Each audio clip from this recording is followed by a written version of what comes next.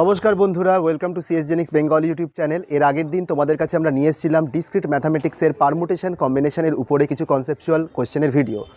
আজকে আমরা তোমাদের কাছে ডিসক্রিট ম্যাথামেটিক্সের আরও একটা ভিডিও নিয়ে চলে এসেছি, যেখানে আমরা ডিসকাস করব আমাদের প্রপোজিশন লজিক এবং তার রিলেটেড যে সমস্ত ফান্ডামেন্টাল এবং ইম্পর্টেন্ট কনসেপ্টস, যেগুলো তোমাদের সেমিস্টার পরীক্ষার জন্য খুব ইম্পর্টেন্ট হতে চলেছে।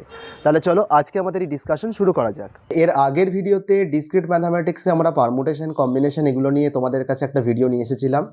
আজকে আমরা যে পার্টটা শেয়ার করব সেটা হচ্ছে প্রপোজিশন লজিক, যেটা তোমাদের ডিসক্রিট ম্যাথামেটিক্সের একটা পার্টে রয়েছে। তো প্রথম কথা, প্রপোজিশনাল লজিক ব্যাপারটা কি? এই প্রপোজিশন এমন একটা ক্লজ যেটা ট্রু বা ফলস হতে পারে। তাহলে প্রপোজিশনের ক্ষেত্রে আমাদের দুটো ভ্যালু হয়। প্রপোজিশন কি করে? ট্রু বা ফলস হতে পারে। কি কি বেসিক অপারেটরস আছে প্রপোজিশনে? অর আছে, অ্যান্ড আছে, নট আছে। এই নটটাকে এভাবে লেখে, কেউ কেউ এভাবেও লেখে, ঠিক আছে? দুভাবেই লেখা যেতে পারে। এটা হচ্ছে ইমপ্লাইজ আর এটা হচ্ছে বাই কন্ডিশনাল। কোনটা কিভাবে কাজ করে আমরা সেটা বলছি। প্রথম কথা, নট কিভাবে কাজ করে। একটা প্রপোজিশন এ আছে, মনে করো একটা হচ্ছে ট্রু, একটা হচ্ছে ফলস। এই এর যদি তুমি নট করো, কি হবে? নট করলে ট্রুটা হবে ফলস, ফলসটা হবে ট্রু। এ আর বি দুজনের রয়েছে, ঠিক আছে? তাদের মধ্যে কি কি কম্বিনেশন হতে পারে? ফলস ফলস, 0 0 0 0 1 1 0 1 1, ঠিক আছে? এদের কি কি অপারেটরস তুমি অ্যাপ্লাই করছো?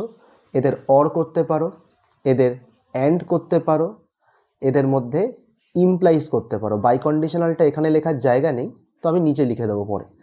তো প্রথম কথা, অর অ্যান্ড নটের লজিক জানো। অরে কি হয়? তোমার দুজনের একজন 1 হলেই আউটপুটটা 1 হয়, আদারওয়াইজ 0 হয়। আর অ্যান্ডে কি দুজনই 1 হলে তবেই আউটপুট 1 হয়, আদারওয়াইজ 0 হয়। তো 1-এর জায়গায় ট্রু, 0-এর জায়গাতে ফলস। এ ইমপ্লাইজ বি মানে কি? If A then B. এ যদি ফলস হয় তাহলে আউটপুটটা অলওয়েজ ট্রু। এ যদি ট্রু হয় তাহলে বিটা ট্রু হলে তবেই ট্রু, না হলে ফলস। তাহলে এ ইমপ্লাইজ বিকে তুমি সিম্পল কথায় কীভাবে লিখতে পারো? Not A or B. এটা ট্রুথ টেবিল দিয়ে প্রুফ করতেও দিতে পারে, ঠিক আছে? তো ট্রুথ টেবিল দিয়ে প্রুফ করতে দিলে কিছুই না, তুমি জানো A implies B truth table কি লিখলে, আর not A or B truth টেবিলটা তুমি ওর পাশাপাশি বানিয়ে দেবে। দুটো আইডেন্টিক্যাল দেখাতে পারলেই তুমি প্রমাণ করতে পারবে। এ বাই কন্ডিশনাল বি মানে কি? মানে হচ্ছে A implies B and B implies A. তো এইটাকে যদি তুমি এখানে বানাবার চেষ্টা করো, কি হবে?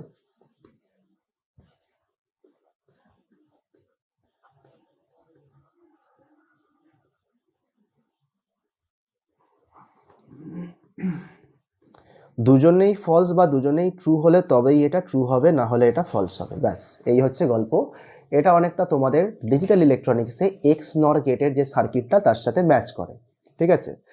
এগুলো হচ্ছে বেসিক প্রপোজিশনাল অপারেটরস, এগুলো তো আমাদের কাছে রয়েছে, এগুলো ডান।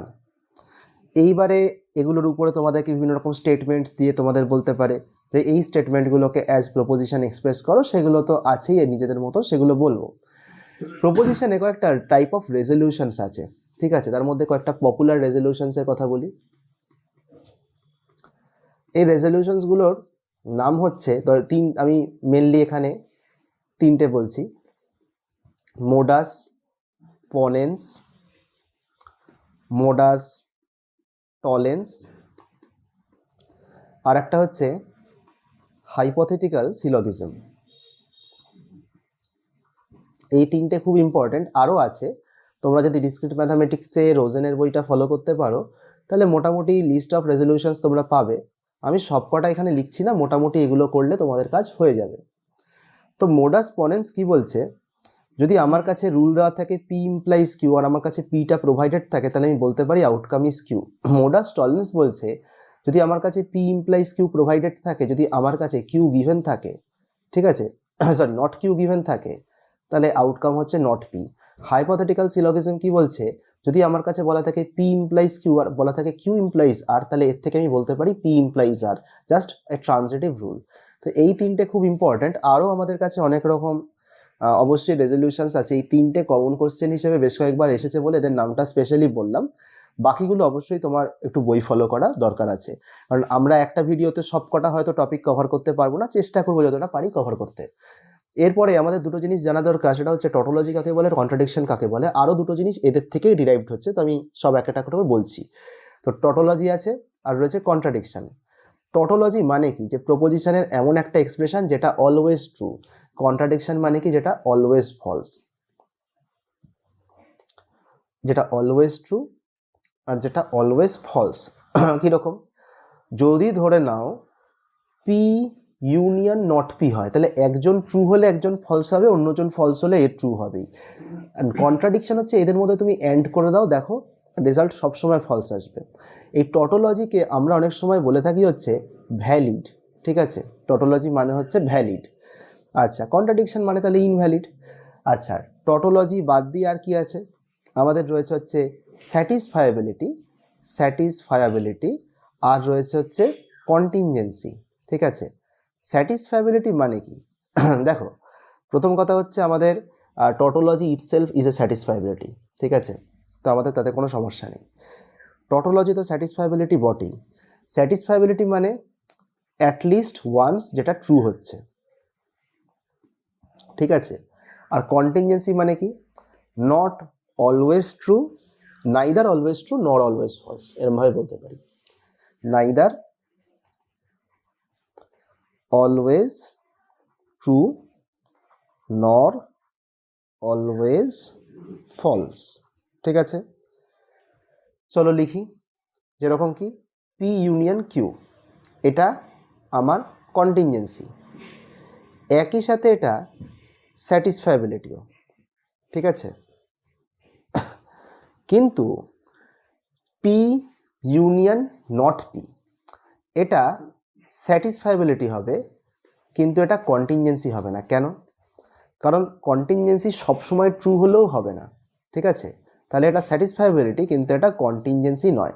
তাহলে না তোমার টটোলজি না তোমার কন্ট্রাডিকশন কখনো তোমার কন্টিনজেন্সি হতে পারে, বাট তোমার স্যাটিসফায়াবিলিটি হওয়ার জন্য টটোলজি ইজ মানে বলতে পারো অ্যালাউড, ঠিক আছে, তাকে তুমি এলিজিবল বলতে পারো।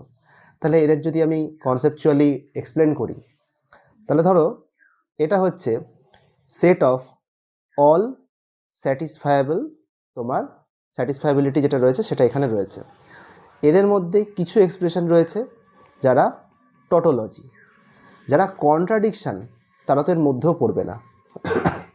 আর এই এই টটোলজির বাইরে যে পার্টটুকু রয়েছে, ঠিক আছে, স্যাটিসফায়াবিলিটির মধ্যে, এই পার্টটুকুকে তুমি বলতে পারো কন্টিনজেন্সি, যারা নাইদার টটোলজি নট কন্ট্রাডিকশান।